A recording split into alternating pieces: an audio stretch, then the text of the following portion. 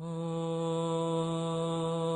هو العلماني؟ ليه؟ العلماني هو اللي يروق. العلماني هو الذي يريد ان يعزل دين الله عن الحياه. ما فيش حاجه اسمها دين. شامل الله على كيفك. بنتي تعمل اللي هي عايزاه، اللي هي عايزاه، تمثل مشاهد اغراء. بص حضرتك، بنتي تعمل اللي هي عايزاه متى بقى عندها 21 سنه ومسؤوله عن نفسها. هي تصنع ما تشاء لان هي مسؤوله عن نفسها. ثلاثي الله، الدين، الوطن، مرفوض. ايه دخل الله بالسياسه؟ ايه دخل الله بالسياسه؟ بعض العلمانيين يا فضيلة الشيخ، ما دام قلت العلمانيين يبقى فيها الرد خلاص. انت هتتكلم تقول ايه بقى؟ فبقول لك لو ربنا طرح على الاستفتاء، لو خد 70% يحمد ربنا، يحمد ربنا.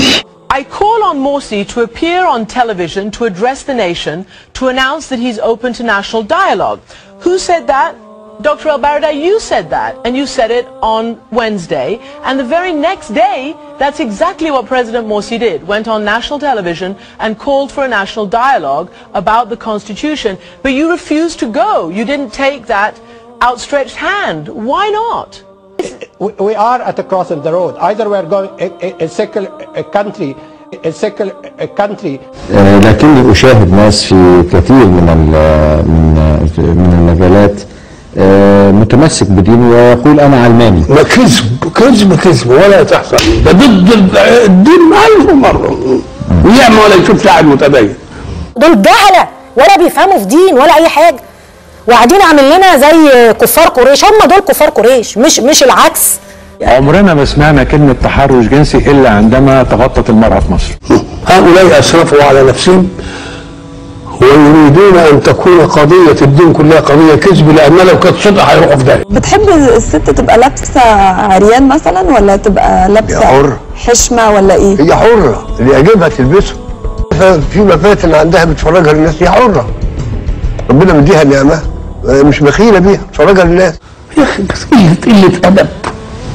متخلفة بنت 60 كلب. يعني خد كده ونام، انبسط، هيص، تقدر ترفص من السعادة. مفيش في السنة النبوية أي حديث شريف يقول تحجبي، مفيش كلمة تحجب دي. حتى كلمة التحجب مش موجود في القرآن حاجة اسمها الحجاب بالمعنى ده. اللي موجود حجاب اللي هو المكان الحاجز، ده الحجاب. وليضربن بخمورهن على جيوبهن. وشوف كلمة وليضربن دي، شو التعبير القرآن. الضرب ده ايه؟ الوضع بشدة، مش تجيب الطرحة كده وتعملها كده يعني بس كده عشان الهواء بس يعملها كده. ده تربطها ربطة كده علشان ما ايه؟ يضربن بخمورهن على ايه؟ الخمار غطاء الراس. انت يا عمرو دلوقتي بتدعو الى قطع يد السارق ورجم الزاني والزانيه مثلا؟ مش ده في احكام اللي في الدين. ما تقدرش تعمل كده، ما تقدرش تعمل كده في العصر الحديث. ليه ما تقدرش؟ ما تقدرش تعمل كده، هتنتهك حقوق الانسان وهتبقى خارج المجتمع المدني. يا دكتور وسام، هو مش الدين بتاعنا بيقول لنا كده؟ لا، وبني الاسلام على ايه؟ شهادة ان لا اله الا الله محمد رسول الله، والصلاه والصوم والزكاه والحج والصلاه. انت هتخليهم 6 بقى؟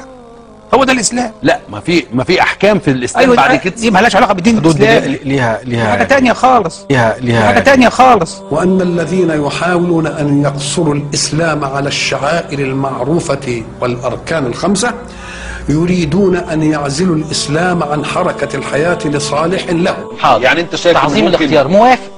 انت بتسالني انا موافق؟ طبعا موافق. ان واحده مسلمه تتجوز واحد مسيحي. انا مش شايف ان دوت في اي انا يا فندم بفهم. اسمع، انا عارف، انا بقول لك رايي بصراحه. هل تسمح لاختك ان تمارس الجنس قبل الزواج؟ ما عنديش مانع. ما عندكش مانع؟ ما عنديش حتى لو صار حمل من الممارسه؟ ما عندكش مانع. العلمانيين بالدين ما في حريه تعبير للأداء. الدين خط احمر عند كل الناس. الدين خط احمر.